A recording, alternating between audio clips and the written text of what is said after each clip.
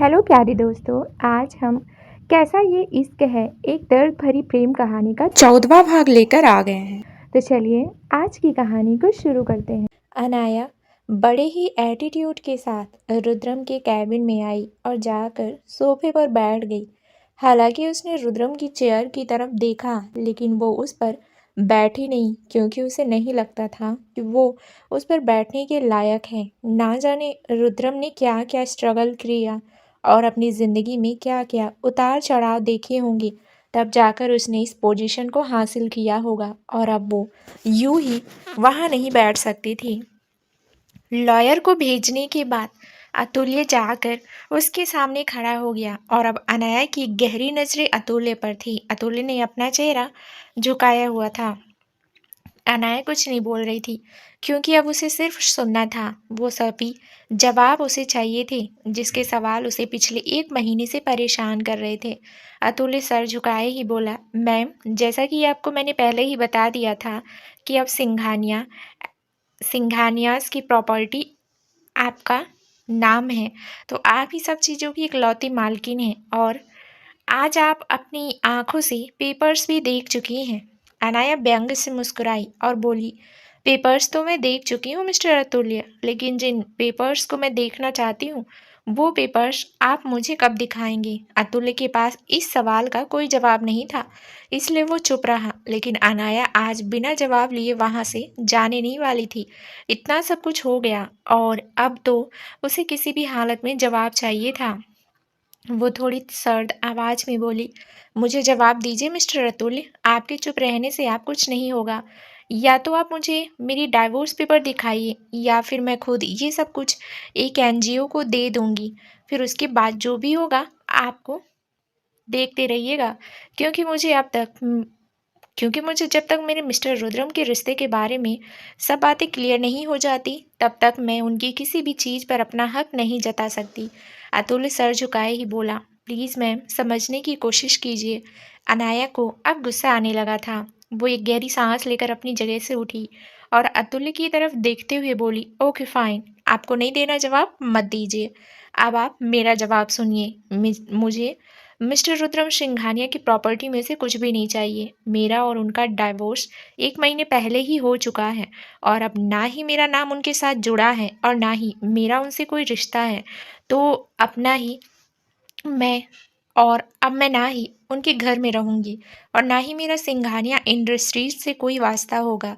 बोलकर वो वहां से जाने लगी। तभी अतुल्य बोला, आपका और रुद्रम सर का डाइवोर्स नहीं हुआ है। उसकी बात सुनकर अनाया के कदम रुक गए और उसने पलटकर अतुल्य की तरफ देखा।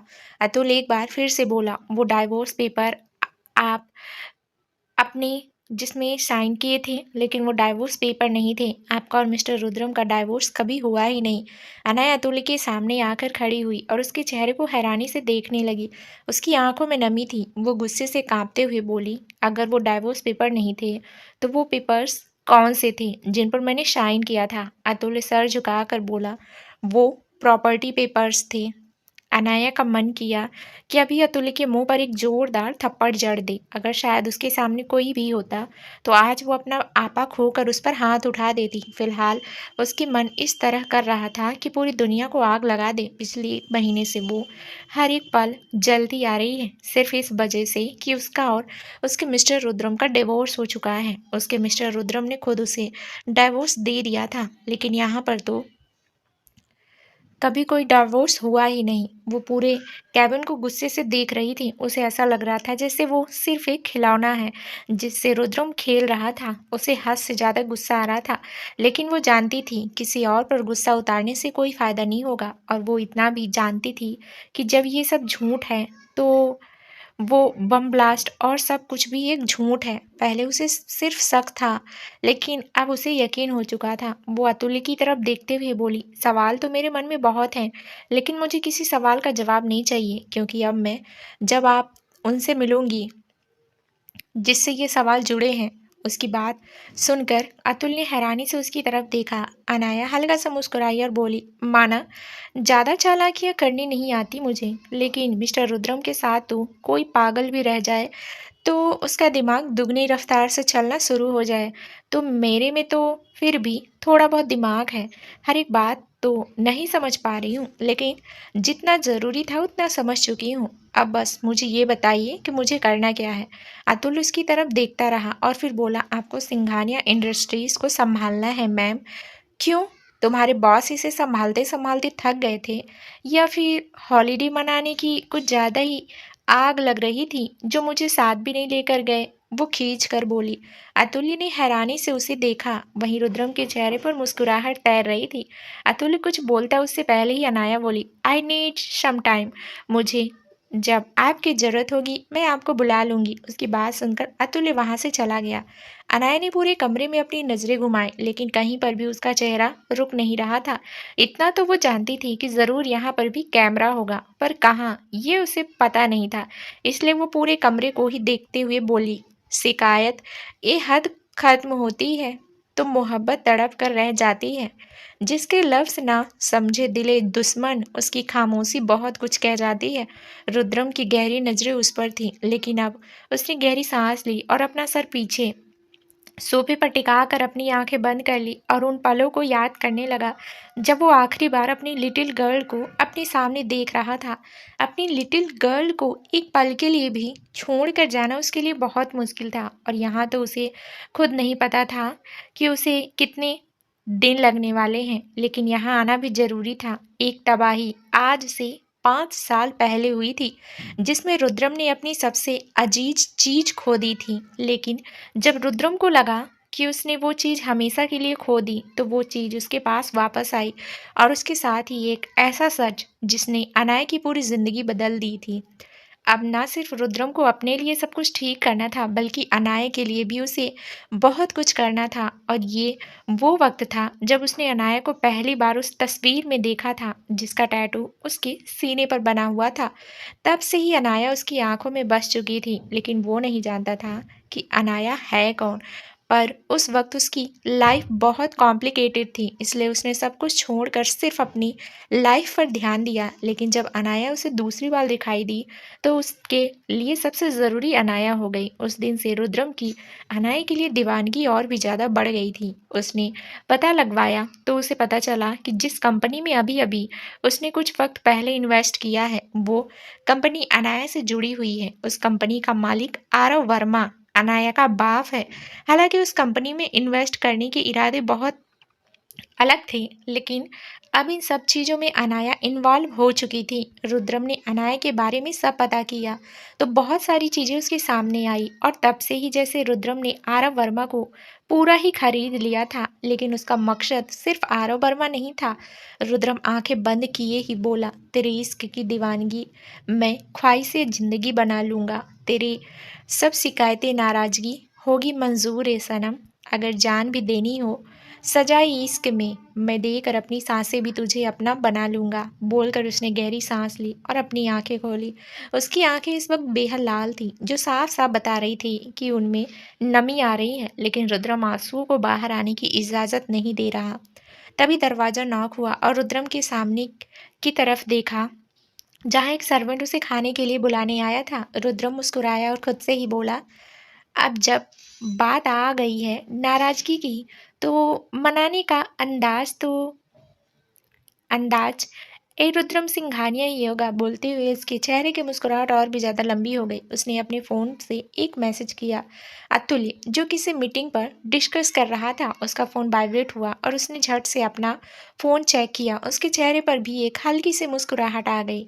अनाया कैबिन में बैठी थी और समझने की कोशिश कर रही थी कि आखिर उसे करना क्या है। उसने कभी भी बिजनेस में अपनी इन्वॉल्वमेंट नहीं दिखाई। हालांकि उसे सब चीज़ों के बारे में नॉलेज थी, लेकिन कभी अपनी तरफ से उसने बिजनेस में इंटरेस्ट नहीं लिया। तभी केविन का दरवाज़ा नॉक हुआ और उसने नज़रें उठाकर सामने की तरफ देखा और कम इन बोला। एक स्टाफ बॉय अंदर आया जिसके हाथों में एक ट्रे थी। उसने वो ट्रे टेबल पर रखी। अनाया अभी उसे देख ही रही थी कि वो वहां से चला भी गया। अनाया ने ट्रे की तरफ देखा तो उसमें एक प्लेट थी जिसमें कप केक और पैनकेक्स थे, जिसके साथ एक चॉकलेट भी थी और साथ ही साथ एक कार्ड भी। कार्ड को देखते ही उसकी भौहें इकट्ठी हो गई। अनाया ने ट्रे की तरफ देखा तो उसमें एक प्लेट थी जिसमें कपकेक और पैंकलेस थे, जिसके साथ एक चॉकलेट भी था। उसने अपना हाथ जल्दी से ट्रे की तरफ बढ़ाया, लेकिन फिर पीछे खींच लिया। इतना तो वो समझ चुकी थी कि इस कार्ड में ज़रूर कुछ ऐसा लिखा होगा जिसे पढ़कर शायद वो खुद को संभाल ना पाए, और वो फिलहाल बिखरना बिल्कुल नहीं चाहती थी। रुद्रम के सामने कमज़ोर तो वो बिल्कुल भी नहीं पड़ना चाहती थी, लेकिन ज़्यादा देर वो खुद को रोक भी नहीं पाई और उसने दोबारा ट्री की तरफ अपना हाथ बढ़ाकर उस कार्ड को उठाया। उस कार्ड को उसने खोल कर देखा तो उसकी आंखें नम हो गई। मोहब्बत की है मैंने तुझसे जाना, मोहब्बत एक गुस्ताखियाँ भी बहुत की है। बूंद बूंद पानी की तरह तेरा इश्क पीने की चाह थी, पर मजबूरी ये दूरी में तेरी यादें बहुत पी है। गलत सही कुछ ना कहूँ, बस तू महसूस मेरा दिल करना। तुझसे अलग होकर मैं खुश बिल्कुल नहीं, यकीन कर मेरा, मैंने एक एक पल में हजारों मौत जी है। उस कार्ड को पढ़ते पढ़ते अब उसकी आंखों से आंसुओं की बूंदें गालों से लुढ़क कर उस कार्ड को भिगोने लगी। उसे खुद पता नहीं चला, वो पूरा कार्ड पूरी तरह से गीला हो चुका था। उसने जब उस कार्ड को गीला होते हुए महसूस किया तो जल्दी से उसे साफ करने लगी। तभी उसके पता चला कि उस कार्ड की दूसरी तरफ भी कुछ लिखा है। उसकी हिम्मत नहीं हो रही थी दूसरी तरफ पलटकर देखने की, लेकिन फिर भी बड़ी मुश्किल से उसने उस कार्ड को पलटकर देखा, और इस बार उस कार्ड को पढ़ते हुए उसके होठों पर एक मुस्कुराहट थी। भले ही मजबूर हूँ मैं, पर तेरे लिए इन मजबूरियों का भी अक्स मैं चकनाचूर करूँगा। तेरी शिकायतें नाराज़गी बहुत सताती है मुझे, इसलिए अपनी मोहब्बत से इन्हें दूर करूँगा। कैसे इतनी आसानी से ख़त्म कर दूँ मैं तेरे इस सफ़र को। अभी तो एहसास है तुझ पे मेरे, अब तुझे अपने इश्क में मगरूर करूँगा। उसने उस कार्ड को अच्छे से अपने हाथ में थाम लिया और उसे अपने सीने से लगा लिया। उसे नहीं पता था कि ये कार्ड कैसे कहाँ से आया, लेकिन उसके हर एक शब्द में वो रुद्रम को महसूस कर सकती थी। उसकी आंखें नम थी, लेकिन होठों पर एक हल्की सी मुस्कुराहट, और साथ ही साथ उसकी नज़रें पूरे कमरे में घूम रही थी। वो जानती थी कि वो रुद्रम को नहीं देख सकती, लेकिन उसे बताना चाहती थी कि वो उसे देखने के लिए कितना तड़प रही है। नाराज़गी थी, बेहद थी, लेकिन मोहब्बत भी तो थी, और मोहब्बत से बढ़कर तो कुछ भी होता ही नहीं। पर कुछ देर बाद उसने एक गहरी सांस ली और अपने आंसू साफ किए। उस कार्ड की तरफ देखते हुए उसका चेहरा हल्का लाल हो रहा था, और देखते ही देखते उसने उस कार्ड को फाड़ दिया और डस्टबिन में डाल दिया। उसे कब से देख रहे रुद्रम के चेहरे पर एक स्माइल आ गई। वो मुस्कुराते हुए बोला, मैंने तो समझा था पागल, मेरी लिटिल गर्ल को अब एहसास हुआ कि तबाही कभी मासूम नहीं होती। बोलते हुए वो खुलकर हंस रहा था। अनाया ने ट्रे में रखा हुआ कपकेक उठाया और उसे खाने लगी। ऐसा लग रहा था जैसे खुद रुद्रम उसे अपने हाथों से खिला रहा हो। आज पूरे 1 महीने बाद उसने ढंग से कुछ खाया था। उस कपकेक और पैनकेक को ख़त्म करने के बाद वो अपनी जगह से उठी। अब उसे घर जाना था क्योंकि रात होने वाली थी। वो बाहर आई तो बाहर ही अतुल्य खड़ा था। अतुल्य के साथ वो नीचे पार्किंग एरिया में आई और गाड़ी में बैठकर वहाँ से निकल गई। सिंघानिया पैलेस आने के बाद वो अपने कमरे की तरफ जा ही रही थी कि रास्ते में ही मलाइका उसके सामने आकर खड़ी हो गई। उसका मलाइका से बहस करने का मन बिल्कुल नहीं था। कुछ देर वो अपने एहसास में खोई रहना चाहती थी। आज पूरे 1 महीने बाद उसे रुद्रम की तरफ से कोई इशारा मिला था कि वो सही सलामत है, वरना सब तो उसे हमेशा से था, लेकिन दिल में एक झुंझलाहट सी रहती थी। हर वक्त वो इसी सोच में डूबी रहती थी कि जो उसने देखा वो सच था या एक दृश्य जो किसी ने बनाया था। दिमाग हार जाता, लेकिन दिल हारने को तैयार नहीं था, और आज इस दिल को एक सुकून मिला था। वह मलाइका की तरफ देखते हुए बोली, हटो मेरे रास्ते से। मलाइका व्यंग से मुस्कुराई और बोली, हाँ, अब तो मुझे हटना ही पड़ेगा। आखिर तुम अपनी मंजिल पर जो पहुंच गई, तुम्हें जो चाहिए था तुमने हासिल कर ही लिया। अनाया जानती थी कि बकवास करने के अलावा मलाइका और कुछ करेगी नहीं, इसलिए साइड से हटकर वहां से जाने लगी, लेकिन मलाइका ने उसका हाथ पकड़कर एक बार फिर से उसे रोक लिया। अनाया गुस्से से उसे देखते हुए बोली, हाथ छोड़ो मेरा। मलाइका तिरछी मुस्कुराहट के साथ बोली, ओह, तो अब मैं तुम्हारा हाथ भी नहीं पकड़ सकती, क्योंकि अब तो तुम कहीं की महारानी बन गई हो। लेकिन मेरी बात ध्यान से सुनो। बोलते हुए उसने अनाया को पीछे खींच लिया, जिससे अनाया अब बिल्कुल उसके सामने आ गई। मलाइका उसे देखकर दांत पीसते हुए बोली, मैं बहुत पहले से ही जानती थी कि तुम सिर्फ रुद्रम की प्रॉपर्टी में इंटरेस्टेड हो, क्योंकि अगर ऐसा नहीं होता तो तुम अपने से 10 साल बड़े आदमी से शादी ही नहीं करती। तुम्हें सिर्फ उसकी प्रॉपर्टी चाहिए थी, और अब तो मुझे ऐसा लग रहा है जैसे रुद्रम को मरवाने में भी तुम्हारा ही हाथ है।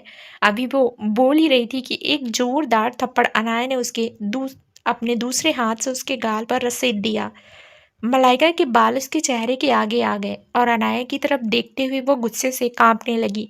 अनाया ने एक झटके से उससे अपना हाथ छुड़वाया और उसकी तरफ उंगली पॉइंट करते हुए बोली, चाहे तो एक पल नहीं लगेगा मुझे तुम्हें इस घर से बाहर निकालने में। जिस तरह से कचरा फेंका जाता है वैसे ही तुम्हें फेंक सकती हूँ, लेकिन सिर्फ इसलिए चुप हूँ क्योंकि नहीं जानती मिस्टर रुद्रम तुम्हारे बारे में क्या सोचते थे, क्या समझते थे मेरे लिए। तुम उनकी दोस्त हो तो उस दोस्ती की हद में रहो। इससे आगे बढ़ने की कोशिश भी की तो फिर चाहे मिस्टर रुद्रम के लिए तुम इस दुनिया में सबसे ज़्यादा ज़रूरी ही क्यों ना हो, एक पल भी मैं तुम्हें बर्दाश्त नहीं करूंगी। बोलते ही उसकी आवाज़ बहुत ज़्यादा सख्त थी और उसकी आंखें गुस्से से लाल थी। मलाइका उसे देखती ही रह गई और अनाया लिफ्ट की तरफ चली गई। लिफ्ट से होते हुए वो अपने कमरे में आई और दरवाज़ा खोल कमरे के अंदर आई। अंदर आते ही अब तक जो उसका चेहरा गुस्से से कांप रहा था वो एकदम से ढीला पड़ गया और उसकी आंखों से आंसू बह गए। उसने वहां साइड टेबल पर रखा हुआ वॉच उठाया और उसे जोर से नीचे जमीन पर पटक कर दे मारा। रुद्रम जो कैमरा से उसे देख रहा था उसकी आंखें बड़ी हो गई। अपने लिटिल गर्ल को इतना ज़्यादा गुस्से में देखकर वो बहुत ज़्यादा बेचैन हो गया था। उसकी आंखों में वो आंसू जो उसकी वजह से नहीं किसी और की वजह से आए थे तो वो उसे और भी ज़्यादा तकलीफ देते थे। वो ध्यान से उसे देख रहा था। अनाया गुस्से से और रोते हुए बोली, आप बहुत बुरे हैं मिस्टर रुद्रम, बहुत बुरे हैं। आप मुझे जानबूझकर अकेले छोड़ कर चले गए। वो लोग जो मुझे रत्ती भर पसंद नहीं, आप मुझे उन लोगों के बीच छोड़ कर चले गए। पहले उन लोगों ने आपको मुझसे छीनने की कोशिश की और अब मुझे वो लोग मुझ पर गंदे गंदे इल्ज़ाम लगा रहे हैं, लेकिन मैं उन्हें कुछ नहीं बोल सकती। सिर्फ आपकी वजह से मैं पूरी दुनिया के लिए अनाया रुद्रम सिंघानिया बन सकती हूँ, लेकिन जब बात आप पर आती है तो मैं आपकी लिटिल गर्ल हूँ। मुझसे नहीं बर्दाश्त होता वो सब।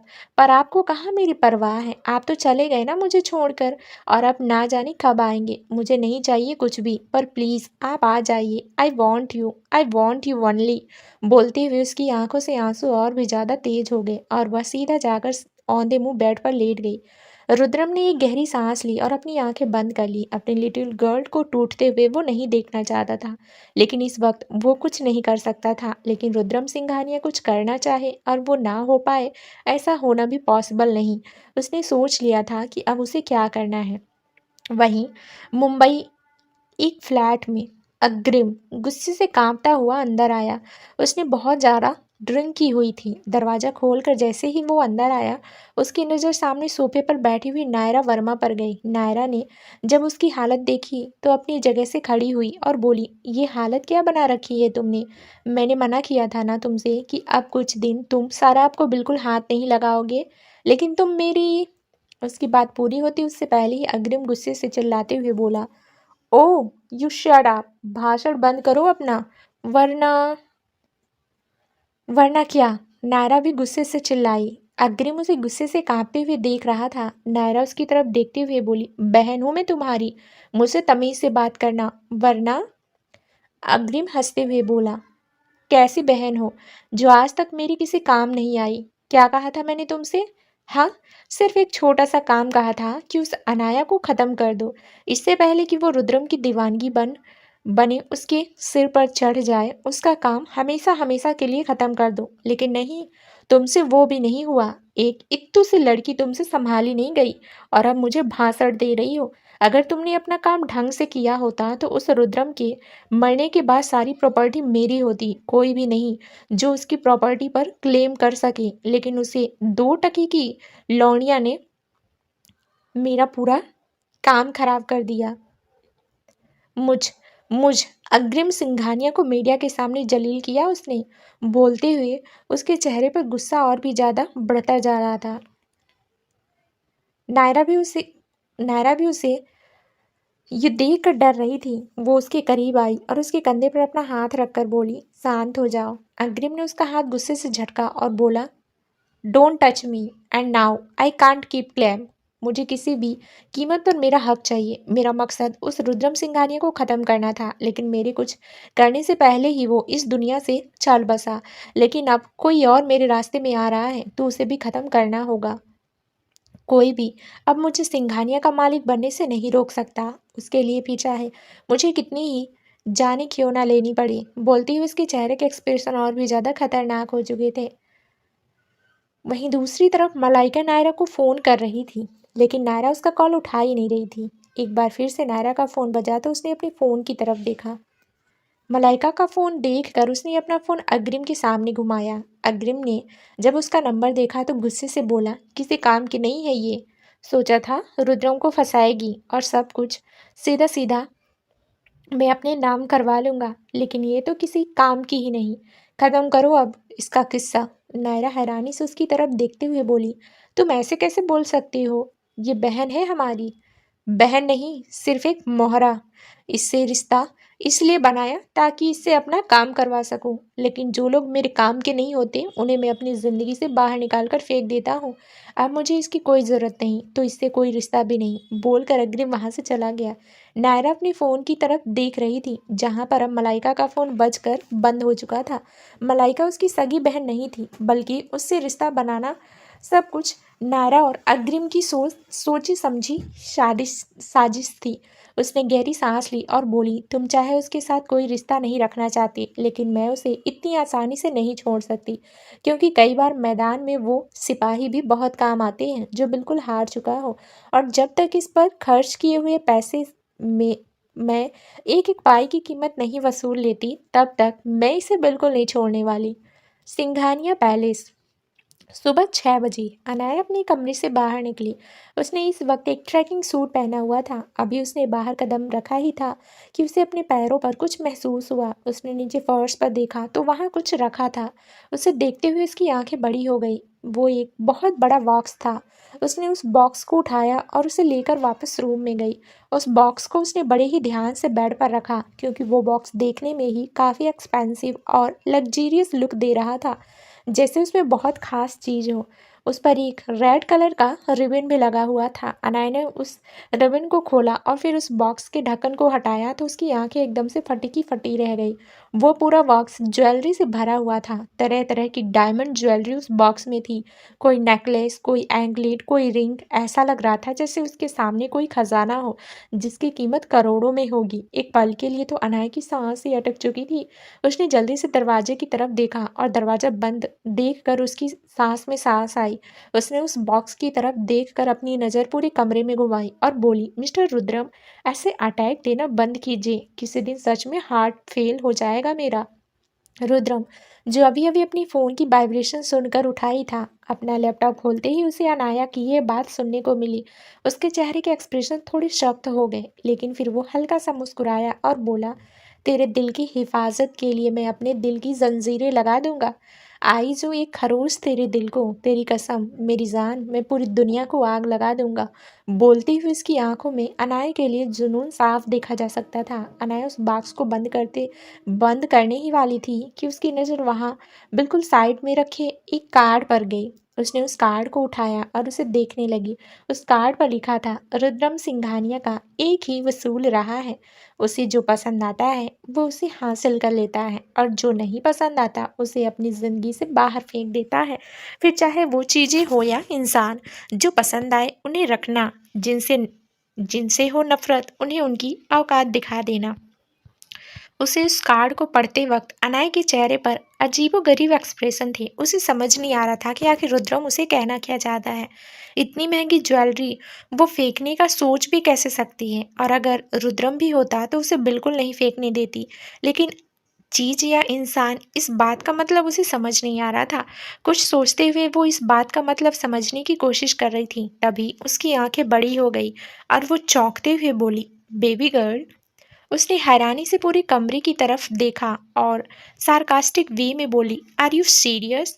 उसे यकीन नहीं हो रहा था कि रुद्रम मलाइका को घर से बाहर निकालने के लिए भी बोल सकता है।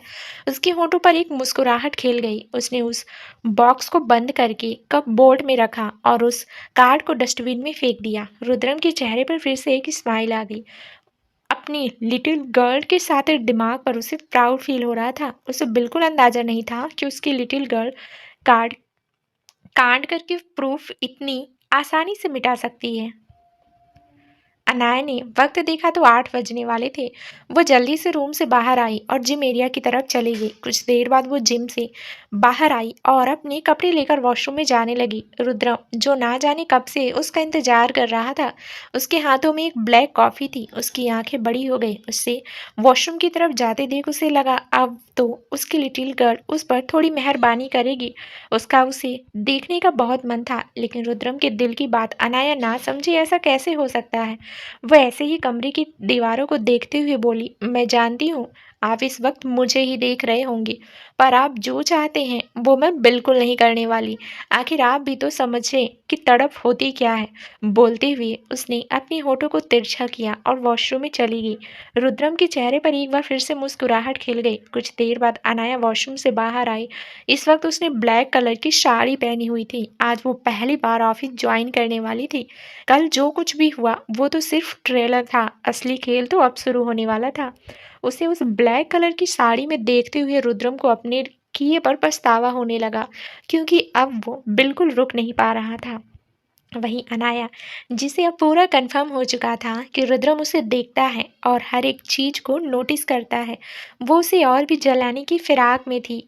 उसने अपने लंबे बालों को अपने हाथ से अपने कंधे पर किया और अपनी खुली पीठ पर अपनी उंगलियां चलाते हुए ब्लाउज की डोरियां बांधने लगी। उसकी पूरी कमर पर सिर्फ एक पतली सी डोरी थी। उसे देखकर रुद्रम का गला सूखने लगा और उसके होंठ, उसके दांतों के तले कभी अंदर जाते तो कभी बाहर आते। आग तो उसके सीने में पहले ही लगी हुई थी और अब वो तो पूरी तरह से जल रहा था। अनाया ने अपनी डोरियों को बांध दिया और फिर अपनी उंगलियों को पूरी पीठ पर चलाते हुए अपना हाथ अपनी कमर पर लेकर आई। उसका ब्लाउज बहुत ज़्यादा ऊपर था, जिससे उसकी पूरी कमर साफ दिखाई दे रही थी। उसने साड़ी को हल्का सा नीचे से खिसकाया और उसकी प्लेट्स ठीक करने लगी। रुद्रम पूरी तरह से सोफे पर अपनी पीठ टिकाकर बैठ गया और अपना एक हाथ मोड़ते हुए अपने सिर के पीछे ले गया। शर्टलेस होकर सिर्फ लोअर में सोफे पर बैठा हुआ खुद भी कहर ढा रहा था। उसकी गहरी नजर लैपटॉप पर थी, जहां पूरे कमरे में इस वक्त अनाया ने आग लगाई हुई थी। अगर इस वक्त रुद्रम अनाया के सामने होता तो रुद्रम बताता उसे कि आग लगाना होता क्या है। रुद्रम गहरी गहरी सांसें लेता हुआ उसे देख रहा था। अनाया अब सोफे पर बैठ गई। उसने अपना एक पैर टेबल पर रखा और अपनी साड़ी को हल्का सा ऊपर की तरफ उठाते हुए अपने पैरों में रुद्रम के दिए हुए नए एंकलेट पहनने लगी। उसके वो गोरे पैर रुद्रम को और भी पागल कर रहे थे। वो उसकी तरफ देखते हुए बोला, सरेआम कत्ल करती हो और दिल भी तड़पाए, ये नशा तेरा। पर जरा संभल कर रहना मेरी जान, जान भी नहीं जाएगी और जान ले भी लूंगा, ऐसा इश्क मेरा होगा। बोलते हुए अपने सीने पर अपना हाथ रख लिया और अपने सीने पर बने हुए अनाया के चेहरे को अपनी उंगलियों से छू रहा था। अच्छे से ड्रेसअप होकर अनाया रूम से बाहर निकल गई। उसके बाहर जाने के बाद रुद्रम ने अपना लैपटॉप बंद कर दिया। हालांकि उसके पास पूरे घर की कैमरा एक्सेस थी, लेकिन अपनी लिटिल गर्ल को वो अपने कमरे में आने के बाद ही देखता था और अभी उसे थोड़ी ही देर में हॉस्पिटल के लिए निकलना था, क्योंकि आज कुछ खास होने वाला था। काउच पर बैठा रुद्रम अपनी जगह से उठा। वो ड्रेसिंग के सामने आया और उसने खुद को देखा। फिलहाल उसने ब्लैक कलर का लोवर पहना हुआ था और ऊपर वो शर्टलेस था। उसने अपनी नज़रें अपने सीने पर डाली और फिर अपनी बाइसेप्स को देखने लगा। वह अपने सीने पर बने अनाया के टैटू को देखते हुए बोला, अगर तबाही तुम लगती हो तो कहर हमारा भी कम नहीं। बस बात इतनी सी है कि तुम आग हो और तेरे सामने हम राख, बोलकर उसने अपने होठों को हल्का सा अपने दांतों में दबाया और मुस्कुराने लगा। अनाया लिफ्ट से होते हुए नीचे हॉल में आई। कल जो ऑफिस के बाहर हुआ उसके बाद हर कोई उसके लिए परेशान था, लेकिन किसी ने भी उसे डिस्टर्ब करना सही नहीं समझा। सब उसका ही इंतजार कर रहे थे। मधु जी, सौंदर्या और मलाइका भी वहीं पर थी और शायद अनाया का ही इंतजार कर रहे थे, क्योंकि कल जिस तरह से अनाया ने तो मीडिया वालों का सामना किया, रुद्रम की प्रॉपर्टी पर अपना क्लेम किया, उसके बाद मधु जी और सौंदर्या चुप कैसे रह सकती थी। अपने तीखे शब्दों की पोटली लिए वो अनाया का इंतजार कर रही थी। अनाया उनके सामने आई। उसे देखते हुए उसकी आंखें और भी ज़्यादा बड़ी हो गई और चेहरे पर और भी ज़्यादा गुस्सा झलकने लगा। हालांकि रुद्रम के जाने के बाद अनाया ने कभी बिल्कुल ही सिंपल कपड़े नहीं पहने थे। वो हमेशा वैसे ही कपड़े पहनती थी जैसे रुद्रम को पसंद थे, लेकिन आज तो वो बहुत अलग लग रही थी। उसके चेहरे पर खुशी झलक रही थी, जिस बात से सौंदर्या और मधु को और भी ज़्यादा चिढ़ चढ़ा दिया।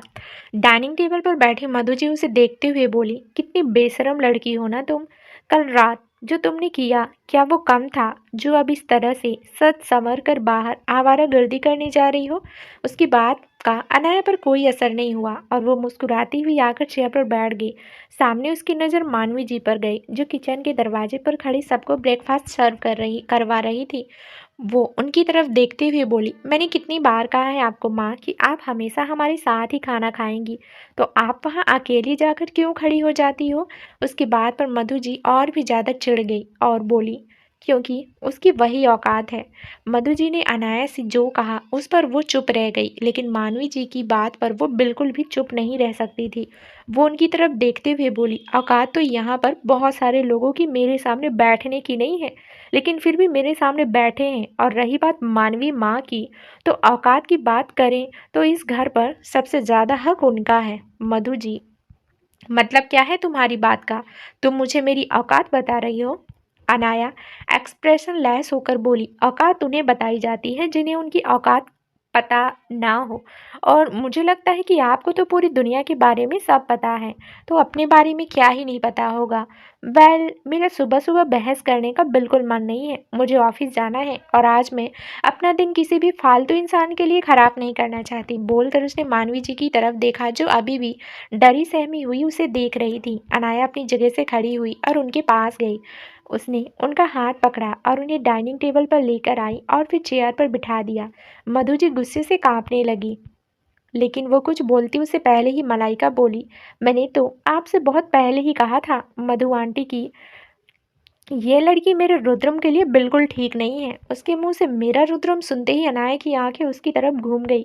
मलाइका भी उसकी तरफ देखते हुए बोली, अब तो आप देख रहे हैं ना कैसे ये लड़की रुद्रम की मौत का फायदा उठा रही है, उसकी हर एक चीज पर अपना हक जता रही है। और अब इसका इस तरह से घूमना, मुझे तो लगता है ज़रूर इसका बॉयफ्रेंड होगा और यह उसी के साथ गुलछर्रे उड़ाने जाती होगी। कॉलेज तो बस बहाना है, ना जाने इसके दिन और रातें कहाँ। माया जी और हर्षवर्धन जी अपने घर में हो रहे इस ड्रामा से बहुत ज़्यादा परेशान हो चुके थे, इसलिए अब वो बस चेहरा झुकाए वहाँ पर बैठे थे। उन्हें समझ नहीं आता था कि वो किसको क्या कहें। अनाया से उन्हें कोई प्रॉब्लम नहीं थी, लेकिन मधु से वो कुछ कह नहीं पाते थे। मलाइका के इतना कुछ कहने के बाद भी अनाया मुस्कुराती हुई उसे देख रही थी और उसकी मुस्कुराहट मलाइका को और भी ज़्यादा चिढ़ा रही थी। अनाया उसकी तरफ आई और उसके बिल्कुल सामने आकर खड़ी हुई और बोली, बोलो बोलो, जो तुम्हें बोलना है बोल दो, ना जाने दोबारा मौका मिले या ना मिले। उसकी बात सुनकर मलाइका हंसी और बोली, क्यों, अपने बॉयफ्रेंड के साथ भागने का प्लान है क्या तुम्हारा। कहीं सब कुछ सोच कर यहाँ से रफू चक्कर तो सब कुछ बेच कर यहाँ से रफू चक्कर तो नहीं होने वाली। अनाया हंसी और बोली, मेरे मिस्टर रुद्रम की किसी चीज़ पर तो मैं किसी की गंदी नज़र भी ना पड़ने दूँ। उनकी चीज़ पर किसी और का नाम तो दूर की बात, और रही बात आखिरी बार की, तो मैं कहीं नहीं जा रही हूँ। माय डियर, जा तुम रही हो, वो भी हमेशा के लिए। उसकी बात सुनकर मनाइका की आंखें बड़ी हो गई। वो गुस्से से बोली, व्हाट डू यू मीन। माया जी और हर्षवर्धन जी भी अनाया को हैरानी से देख रहे थे। आज तक मलाइका ने उससे बहुत बार बदतमीजी की थी। हालांकि माया जी ने अनाया से बात भी की, मलाइका को यहाँ से जाने के लिए बोल दी, लेकिन अनाया ने उन्हें रोक दिया और ये जवाब दिया था कि वो चाहे जैसी भी है, लेकिन रुद्रम की दोस्त है और वो नहीं चाहती कि रुद्रम की दोस्त को इस घर से निकाला जाए। अनाया हल्का सा मलाइका पर झुकी और बोली, मेरी बात का मतलब समझ नहीं आया क्या तुम्हें। रुको, अभी सब समझ जाओगी। बोलते हुए वो सीधा खड़ी हुई और फिर साइड में रखे हुए एक सर्वेंट की तरफ देख कर बोली, जाइए जाकर मलाइका मैम के कमरे में जितना भी उनका सामान है सारा 5 मिनट के अंदर अंदर बाहर लेकर आइए।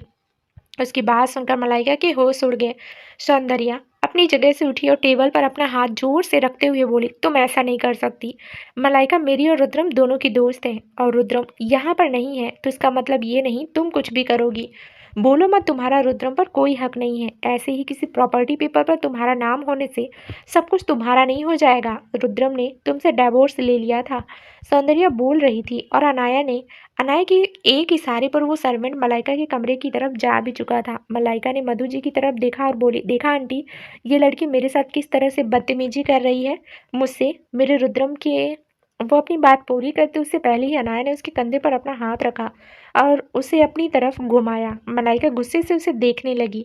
अनाया एक्सप्रेशन लेस होकर बोली, अपना ये ओवर एक्टिंग का ड्रामा कहीं और जाकर करना। रही बात तुम्हारी और मिस्टर रुद्रम की दोस्ती की, तो तुम्हारे हिसाब से मिस्टर रुद्रम खत्म हो गए, तो उनसे उनके साथ तुम्हारी दोस्ती भी खत्म हुई। बोलकर उसने अब सौंदर्या की तरफ देखा और बोली, अगर किसी को लगता है कि मेरा और मिस्टर रुद्रम का डाइवोर्स हो चुका है तो जाकर डाइवोर्स पेपर लेकर आए। अगर हम दोनों के डाइवोर्स पेपर हुए तो मैं मान जाऊंगी कि हमारा डाइवोर्स हुआ है, लेकिन वो इंसान इतना भी याद रखे कि मिस्टर रुद्रम रिश्तों की शर्म लिहाज बहुत अच्छी तरह से रखते थे, लेकिन मैं उनके जैसे नहीं हूँ।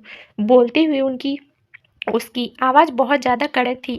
मधु माया जी की तरफ देखते हुए बोली, आप देख रही हैं ना माँ, ये लड़की कैसे। उसकी बात पूरी होने से पहले ही माया जी अपनी जगह से उठी और साथ ही हर्षवर्धन जी भी। माया जी सबकी तरफ देखते हुए बोली, मुझे तो समझ ही नहीं आ रहा कि आखिर मेरे घर को हुआ क्या है। तुम लोगों को जो करना है करो, मुझे सिर्फ इतना पता है कि मेरे रुद्रम के जाने के बाद पूरा घर बिखर चुका है। बोलकर वो वहां से चली गई और साथ ही हर्षवर्धन जी भी। उतने में ही कुछ सर्वेंट मलाइका के कमरे से 2-3 भरे हुए सूटकेस लेकर बाहर आए और आकर हॉल में खड़े हो गए। अनाया उन्हें देखकर मुस्कुराई और फिर वापस मलाइका की तरफ देखते हुए बोली, अब बस इतना बता दो कि तुम अपने आप यहाँ से जाओगी या तुम्हें धक्का सर्विस देनी पड़ेगी। मलाइका दांत पीसते हुए बोली, आज तक मेरी इतनी इंसल्ट किसी ने नहीं की। अनाया मुस्कुराते हुए बोली, अनाया, रुद्रम सिंघानिया को वही करने की आदत है जो कोई नहीं करता, तभी तो वो मिस्टर रुद्रम सिंघानिया की लिटिल गर्ल है। मलाइका ने गुस्से से सौंदर्या और मधु जी की तरफ देखा, लेकिन वो दोनों भी कुछ नहीं कह पाई। अपने होठों को भींचते हुए मलाइका ने वापस अनाया की तरफ देखा और अपने सूटकेस की तरफ बढ़ गई। एक सर्वेंट उन सूटकेस को पकड़कर बाहर की तरफ लेकर जाने लगा, लेकिन अनाया उसे देखते हुए बोली, आप लोगों को सैलरी इस घर के लोगों के काम करने की मिलती है, बाहर के लोगों के काम के लिए नहीं। बोलते हुए उसके चेहरे पर बेइंतहा गुरूर था। उसकी बात सुनकर सभी सर्वेंट के हाथ वहीं पर रुक गए थे और वो वहां से चले गए। मलाइका ने और भी ज्यादा गुस्से से अनाया की तरफ देखा और मुश्किल से अपने सभी बैग घसीटते हुए वहां से लेकर गई। वो बाहर आई और ड्राइवर की तरफ देखते हुए गुस्से से बोली, खड़े क्या हो, मेरी मदद करो और ये सारा सामान। अभी वो बोल ही रही थी कि अनाया उसके पीछे पीछे आई और गाड़ी की तरफ देखते हुए बोली, ये गाड़ी तुम्हारी है क्या। वो क्या है ना, मिस्टर रुद्रम को गाड़ियों की कलेक्शन बहुत ज़्यादा पसंद है, लेकिन मुझे इन सब चीज़ों में इतना ज़्यादा इंटरेस्ट नहीं है, इसलिए अपनी ही गाड़ियों के बारे में भूल जाती हूँ। मलाइका ने दांत पीसते हुए उसे देखा। अनाया मुस्कुरा कर बोली, आई मीन अगर तुम्हारी है तो तुम इससे जा सकती हो। लेकिन उसकी बात पूरी भी नहीं हुई और मलाइका पहले ही अपने बैग घसीटते हुए वहाँ से बाहर वाले गेट की तरफ गई। बाहर जाकर उसने एक ऑटो रुकवाया और उसमें बैठकर वहाँ से निकल गई। ऑटो में बैठी वो गुस्से से कांपते हुए बोली, मेरी आज तक इतनी इंसल्ट किसी ने नहीं की है। रुद्रम की प्रॉपर्टी तुम्हारा नाम क्या आ गई, बहुत गुरूर आ गया ना तुम में। लेकिन तुम मुझे जानती नहीं हो, मलाइका हूँ मैं, और मलाइका क्या कर सकती है इस बात का अंदाजा भी नहीं है तुम्हें।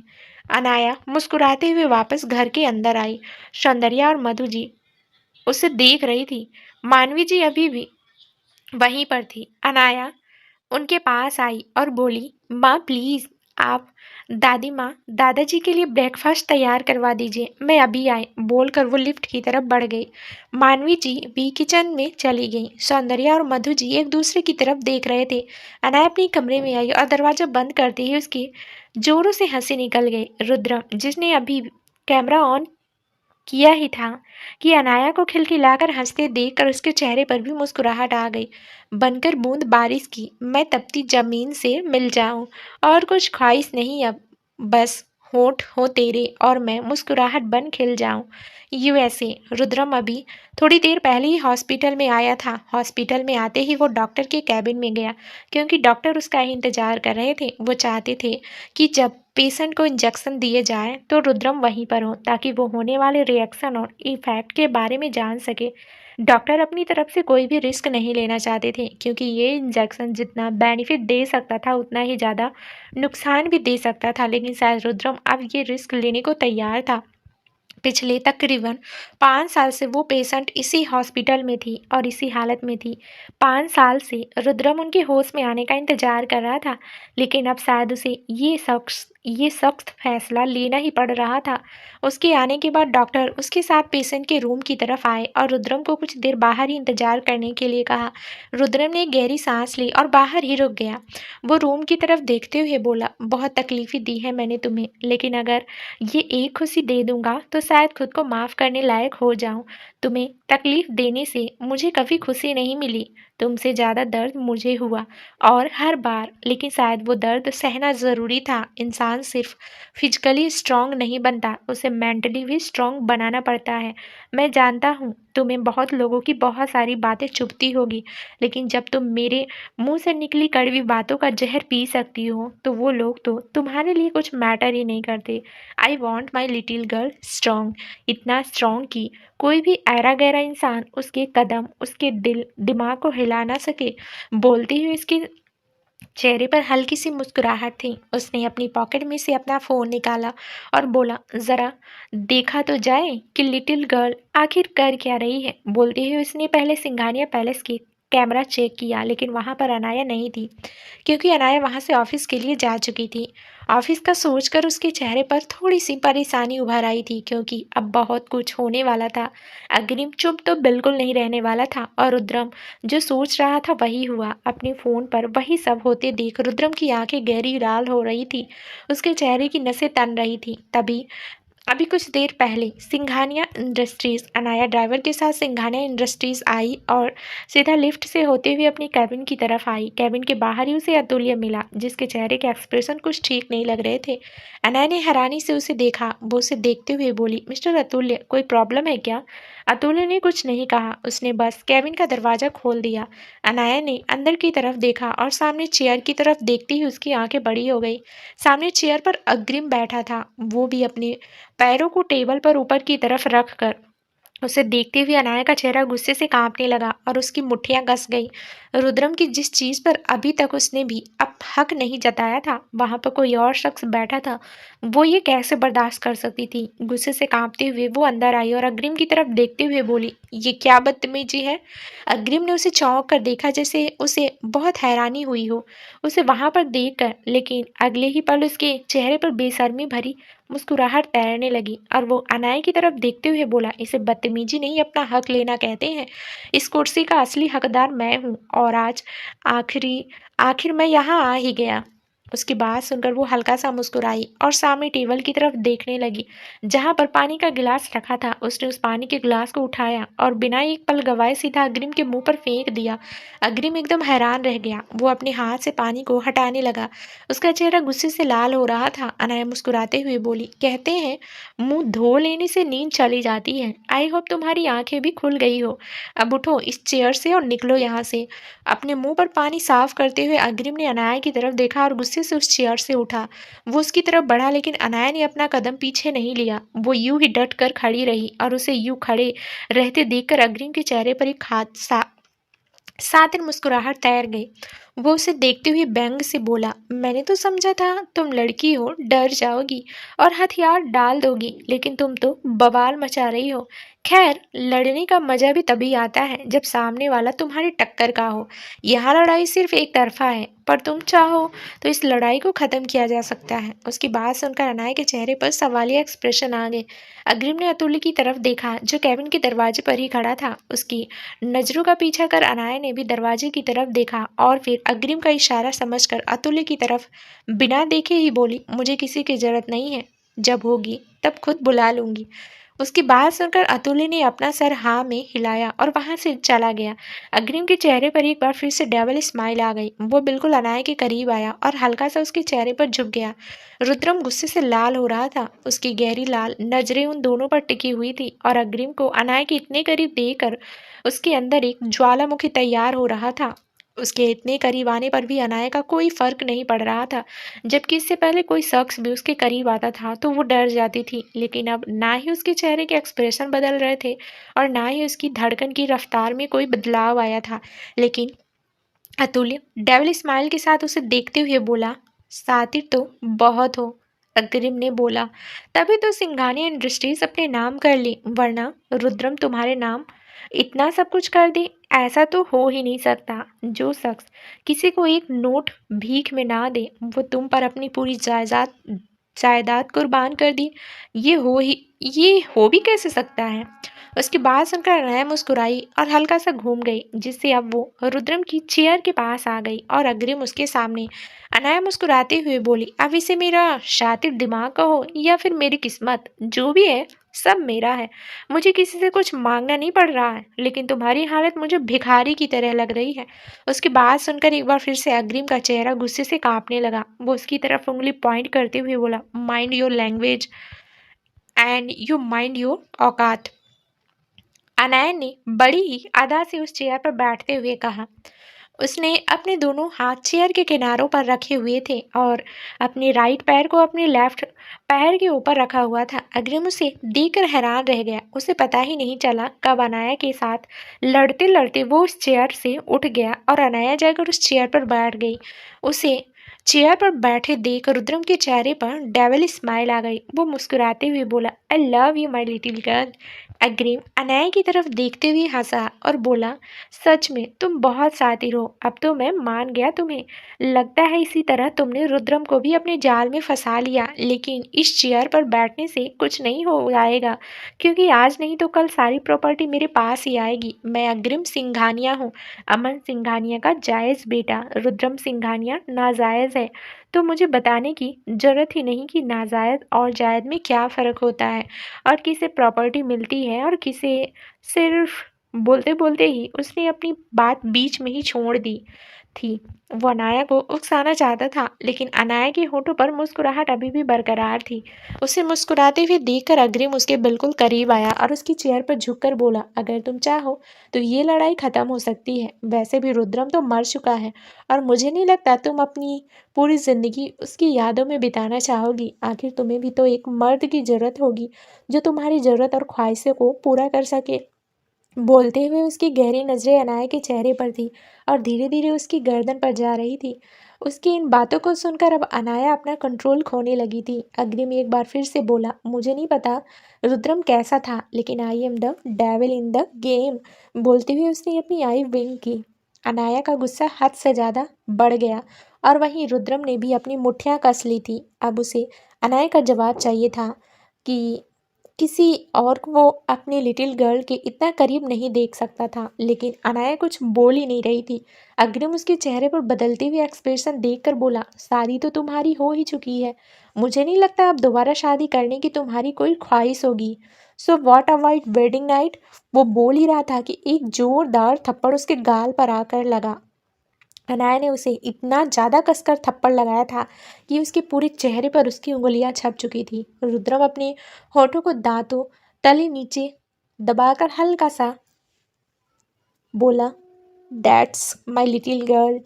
अनाया ने अग्रिम को इतना ज़्यादा कसकर थप्पड़ लगाया था कि उसके पूरे चेहरे पर उसकी उंगलियां छिप चुकी थी। अग्रिम का चेहरा गुस्से से भर गया। उसने अनाया की तरफ अपना हाथ बढ़ाया और उसके बालों को पकड़ने को हुआ, लेकिन उससे पहले ही अनाया ने उसकी कलाई पकड़ी और उसे घुमाते हुए उसके पीठ से लगा दी। अग्रिम की चीख निकल गई। अनाया उसकी कलाई को मरोड़ते हुए ही अपनी जगह से उठी और बोली, रुद्रम सिंघानिया ने मुझे सिर्फ प्रॉपर्टी नहीं दी है और बहुत कुछ दिया है। इससे पहले तुम्हें सब चीज़ों के एग्जाम्पल दिखाऊं, यहाँ से दफ़ा हो जाओ, वरना उस दिन सिर्फ जलील किया था, आज किसी और को मुंह दिखाने लायक नहीं छोड़ूंगी। और वैसे भी लोग नाजायज़ लोगों को कुछ ज़्यादा अच्छी नज़रों से नहीं देखते। You know what I mean. बोलते हुए उसकी नज़रें अग्रिम के चेहरे पर घूम रही थी। अग्रिम ने उससे अपना हाथ छुड़वाया और गुस्से से उसके करीब बढ़ने लगा, लेकिन उससे पहले ही अनाया ने टेबल पर रखी हुई बेल बजाई और इस वक्त कैबिन का दरवाज़ा खुला था। अतुल्य के साथ साथ कुछ गार्ड्स भी अंदर आए। अनाया उन लोगों की तरफ देखते हुए बोली, आइंदा अगर कोई ऐरा गैरा सिंघानिया इंडस्ट्रीज़ में आने की कोशिश भी करे तो उसे धक्के मार कर बाहर निकाल दिया जाए। मुझे सिंघानिया इंडस्ट्रीज़ में गंदगी बिल्कुल नहीं चाहिए। I am clear. May I clear. Atul ने जल्दी से यस मैम कहा और गार्ड्स की तरफ इशारा किया। गार्ड्स अग्रिम को पकड़कर खींचते हुए वहां से लेकर जाने लगे, लेकिन अग्रिम ने उनसे खुद को छुड़वाया और सबकी तरफ गुस्से से देखते हुए बोला, दोबारा हाथ मत लगाना मुझे, वरना। इसकी बात पूरी होती उससे पहले ही अनाया बोली, वरना आवारा कुत्ता कभी भी काट सकता है। अग्रिम गुस्से से उसकी तरफ बढ़ते हुए बोला, यू ब्लडी। अनाया ने अपनी उंगली नाक में हिलाते हुए उसे देखा और बोला, कोशिश मत करना, वरना खींचते हुए नहीं घसीटते हुए बाहर लेकर जाएंगे। उसकी बात सुनते हुए अग्रिम ने अपने कदम पीछे लिए और अपनी जैकेट झटकते हुए बोला, बहुत बड़ी गलती कर दी तुमने मुझ पर हाथ उठाकर। अब तक लड़की समझकर तुम्हें मौका देता रहा, लेकिन अब नो मैर्सी, बहुत पछताओगी तुम। अग्रिम सिंघानिया पर हाथ उठाकर बोलकर वो वहां से चला गया। उसके जाने के बाद अतुल ने गार्ड्स को इशारा किया तो वो लोग भी वहां से चले गए। उसके जाने के बाद अतुल अनाया की तरफ देखते हुए बोला, आप ठीक तो है ना मैम। अनाया बिना उसकी तरफ देखे ही बोली, मुझे कुछ वक्त अकेले बिताना है। अतुल ने अपनी पलकें झपकाई और वहां से चला गया। रुद्रम अभी भी अपनी लिटिल गर्ल को फोन पर देख रहा था। वो जानता था कि भले ही अग्रिम के सामने अनाया ने खुद को जितनी मर्जी स्ट्रांग दिखाया हो, लेकिन इस वक्त वो क्या महसूस कर रही है ये वो समझ सकता था। उसका मन कर रहा था अनाया से बात करने का, उसके पास जाने का, उसे अपने गले से लगाने का, जो भी उसके करीब आने की कोशिश करे उसका मुंह हाथ पर सब तोड़ देने का, लेकिन वो मजबूर था। वो इस वक्त उन दोनों शख्स को यहाँ पर अकेला छोड़ कर नहीं जा सकता था, जो रुद्रम और अनाया दोनों के लिए ही उसकी दुनिया थे। उसे खुद को और अनाया दोनों को स्ट्रांग रखना था। वो अभी अनाया की तरफ देख ही रहा था कि डॉक्टर ने एक नर्स को उसके पास भेजा और उसे अंदर आने के लिए कहा। रुद्रम ने एक गहरी सांस लेकर अपना फोन अपनी पॉकेट में वापस डाला और सामने वार्ड रूम के अंदर चला गया। साम अनाया ने उस चेयर को छूकर देखा जिस पर अभी वो बैठी थी। उसने सोचा था कि भले ही वो रुद्रम की गैर मौजूदगी में कुछ भी करे, लेकिन उसकी ऐसी किसी चीज़ पर हक नहीं जताएगी जो उसके लिए बहुत ज़्यादा मायने रखती हो। लेकिन आज उसे इस चेयर पर बैठना पड़ा। उसकी आंखों में नमी आ गई थी। वो चेयर की तरफ देखते हुए बोली, मैं जानती हूँ आप अपनी चीज़ों के लिए बहुत ज़्यादा पजेसिव हैं। आखिर आपकी पजेसिवनेस की सबसे बड़ी एग्जाम्पल तो मैं हूँ, इसलिए बस इस चेयर को आपके लिए ही खुद से दूर रखा था। लेकिन लगता है ना आप मुझे खुद से दूर जाने देंगे ना अपनी चीज़ों से। बोलते हुए वो हल्का सा मुस्कुराई। उसे खुद नहीं समझ में आ रहा था वो इस वक्त क्या कहे। वो जो महसूस कर रही थी वो बहुत अलग था। रुद्रम से दूरी थी, लेकिन ऐसा लग रहा था जैसे रुद्रम उसके बिल्कुल करीब हो। वो नीचे चेयर पर झुकी और उस चेयर पर ही अपने होठ रख दिए। एक बेहद दिलकश का एहसास उसे अपने दिल में महसूस हुआ। रुद्रम को महसूस करते हुए उसने खुद को ही अपनी बाहों में समेट लिया। Rock club. मलाइका टेबल पर कब से किसी का इंतजार कर रही थी, तभी कोई आकर उसके बिल्कुल सामने बैठा। मलाइका नायरा की तरफ देखते हुए बोली, इतना टाइम क्यों लगा दिया तुमने? पिगो, तुम जानती भी हो मैं तुम्हारा कब से इंतजार कर रही हूँ। नायरा थोड़ी बेरुखी से बोली, इंतजार कर रही हो तो इसमें मेरी क्या गलती है? मैंने तो तुम्हें नहीं कहा श्रृंगानिया पैलेस से बाहर निकलने को। मलाइका गुस्से से बोली, मैं खुद बाहर नहीं आई हूँ, मुझे बाहर निकाला गया है। नायरा भी उसी लहजे में बोली, तो किसने कहा था उस अनाया से पंगा लेने के लिए कुछ दिन शांत नहीं रह सकती थी, ये जानते हुए भी कि सब कुछ उसके हाथ में आ गया है। तुमने उससे बहस की और अब इसी बहस का नतीजा है कि तुम्हारे पास रहने के लिए जगह तक नहीं है। मलाइका, जो पहले से ही बहुत ज़्यादा गुस्से में थी, वो और भी ज़्यादा चिढ़ गई। वो खींच कर बोली, अपना भाषण बंद करो और मुझे कुछ पैसे दो और जल्द से जल्द मेरे लिए फ्लैट और गाड़ी का इंतजाम करो। तब तक मैं किसी होटल में स्टे करूँगी। उसकी बात सुनकर नायरा हैरान हो गई। उसकी बड़ी बड़ी आंखें देखकर मलाइका बोली, क्या हुआ, इतनी हैरान क्यों हो रही हो? पैसे ही मांग रही हो तुमसे, तुम्हारी जान नहीं मांग ली। जल्दी से 3-4 लाख रुपए दो और बाकी सब चीज़ों का इंतजाम भी करो। बोलते हुए उसने अपना हाथ नायरा की तरफ बढ़ा दिया। नायरा ने उसके हाथ को पीछे की तरफ धकेला और बोली, 5-4 लाख रुपए मांग रही हो तुम? 500 नहीं, जो यूं ही पर्स से निकाल कर दे दूंगी तुम्हें, और फिलहाल मेरे पास तुम्हें देने के लिए कुछ नहीं है। तुम्हें अपना इंतजाम खुद करना पड़ेगा। मलाइका का चेहरा उतर गया। वो मायूसी से बोली, मैं अपनी बहन हूँ, मैं आपकी बहन हूँ और आप मेरे लिए इतना इतना भी नहीं कर सकती? नायरा चिढ़कर बोली। बहन हो, मेरी औलाद नहीं जो हर वक्त तुम्हें गोद में उठाकर घूमूंगी। इतनी बड़ी हो गई हो, अब अपना खर्चा खुद उठाना सीखो। कब तक मेरा टुकड़ों पर पड़ती रहोगी? मलाइका ने अपने हाथ जोर से टेबल पर पटके और बोली, हाउ डेयर यू। नायरा व्यंग से हंसी और बोली, अपना ये गुस्सा कहीं और जाकर दिखाना। जहाँ तुम्हारा गुस्सा चलना चाहिए था वहां तो चला नहीं। अगर तुमने अपना दिमाग ढंग से चलाया होता तो रुद्रम की सारी प्रॉपर्टी तुम्हारे नाम होती। तुम्हें भिखारी की तरह मुझे भीख नहीं मांगनी पड़ती। लेकिन तुमसे तो रुद्रम ही अपने नाम नहीं किया गया, उसकी प्रॉपर्टी तो दूर। उसकी बातें सुनते हुए मलाइका और भी ज्यादा गुस्से से लाल हो रही थी। वो अपनी जगह से खड़ी हुई और गुस्से से कांपती हुई नायरा को देखती रही। नायरा ने सवालिया नजरों से उसकी तरफ देखा। मलाइका हल्का सा मुस्कुराई और बोली, लोग सच ही कहते हैं कि पैसा पानी होता है जो लोगों के चेहरे पर चढ़ा हुआ रंग उतार देता है। उसकी बात सुनकर नायरा के होठों पर तिरछी मुस्कुराहट आ गई। अब जब बात आमने सामने हो ही गई तो अब उसे कोई फालतू ड्रामा करने की जरूरत ही नहीं थी। वो भी अपनी जगह से खड़ी हुई और मलाइका की तरफ देखते हुए बोली, पैसा उन पर खर्च किया जाता है जो किसी काम के हो। नाकारा लोगों पर कोई एक पैसा नहीं खर्चता और तुम लाखों की बात करती हो। अपनी बेइज्जती होते देख मलाइका अपना आपा खो रही थी, लेकिन अपनी मुट्ठियों को कसते हुए उसने एक गहरी सांस ली और बोली, नाकारा लगती हो ना मैं तुम्हें? तो मैं चैलेंज कर रही हूँ तुम्हें, मिसेस नायरा वर्मा, कि तुम्हारी जिस सौतेली बेटी की वजह से मैं इस तरह तुम्हारे सामने भीख मांग रही हूँ ना, अगर इसी तरह मैंने तुम्हारी उस सौतेली बेटी को अपने सामने भीख नहीं मंगवाया तो मैं भी मलाइका नहीं। मैंने सिर्फ तुमसे पैसे मांगे हैं, लेकिन वो मुझसे अपनी जिंदगी की भीख मांगेगी। लेकिन मलाइका उसे सांसों की फूटी कौड़ी भी नहीं देगी। बोलते हुए उसके चेहरे पर बहुत ज्यादा गुस्सा और नफरत झलक रही थी।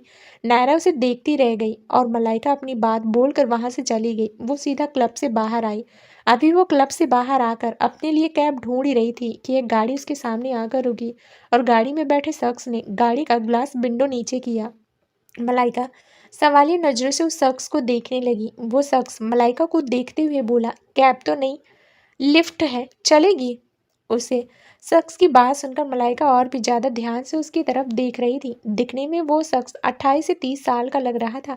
दिखने में वो शख्स काफी हैंडसम था और जिस गाड़ी में था उस गाड़ी की कीमत करोड़ों में थी। हाँ, शक्ल से वो इंसान थोड़ा फ्लर्टी ही था, लेकिन इस वक्त मलाइका को शायद किसी ऐसे इंसान की ही जरूरत थी। वो हल्का सा मुस्कुराई और अपने बालों को अपनी उंगली से गोल गोल घुमाते हुए गाड़ी का दरवाजा खोल अंदर बैठ गई। वो शख्स भी मुस्कुराया और उसकी गाड़ी आगे बढ़ गई। नायरा, जो अभी अभी बाहर आई थी, उसने मलाइका को उस गाड़ी में जाते देखा तो उसके चेहरे पर हैरानी भरे भाव आ गए। लेकिन उसे फिलहाल इन सब चीज़ों से कोई लेना देना ही नहीं था। वो गाड़ी की तरफ देखकर बोली, पेट्रोल मैंने डाल दिया है, अब बस धमाका होने का इंतजार है। बोलकर उसने अपने पर्स में से अपना फ़ोन निकाला और अग्रिम को एक मैसेज किया। रात का वक्त, सिंघानिया पैलेस। अनाया थकी हुई घर वापस आई। सुबह से अब तक वो बहुत ज़्यादा थक गई थी। पहले ऑफिस का वो सब ड्रामा और उसके बाद रुद्रम की ना जाने कौन सी डील के बारे में उसने अतुल्य से डिस्कस किया, जिसके बारे में उसे कुछ नहीं पता था। वो बस अतुल्य की बातें सुन रही थी और फाइल पर साइन किए जा रही थी। हालांकि अभी तक उसे किसी भी बिजनेसमैन से मीटिंग करने की जरूरत नहीं हुई थी। हर एक काम अतुल्य ही संभाल रहा था। वो बस फाइनेंशियल चीज़ें देख रही थी। उसका खाना खाने का भी मन नहीं था, इसलिए वो सीधा अपने रूम में आ गई। रूम में आकर बिना वॉशरूम गए ही वो अपनी साड़ी का पल्लू खुद से अलग करने लगी, लेकिन फिर अचानक से वो रुकी और अपनी नज़रें घुमाते हुए बोली, आप कोई गलती नहीं कर सकते तो मैं ये गलती कैसे कर सकती हूँ मिस्टर रुद्रम? नो वे। बोलती हुई उसके होठों पर शरारती मुस्कुराहट थी। उसने क्लोजेट में से अपने लिए कपड़े लिए और ड्रेसिंग रूम में चेंज करने चली गई। रुद्रम, जो बिल्कुल डिम लाइट के साथ रूम में अपने बेड पर लेटा हुआ था, उसके होठों पर दिलकश मुस्कुराहट बिखर गई और वो बोला, तू हसरत है और तुझसे ही हर हसरत। जब तुम मेरी तो कैसे कोई हसरत अधूरी रह जाए? नशा इश्क का आदत है, तलब है और मोहब्बत, ये मैं खाने पर हक है मेरा, तो फिर कैसे ये प्यास अधूरी रह जाए? तो दोस्तों आगे इस कहानी में क्या नया ट्विस्ट आने वाला है, ये जानने के लिए इस कहानी का अगला भाग जरूर सुनें, जो बहुत ही ज़्यादा इंटरेस्टिंग होने वाला है।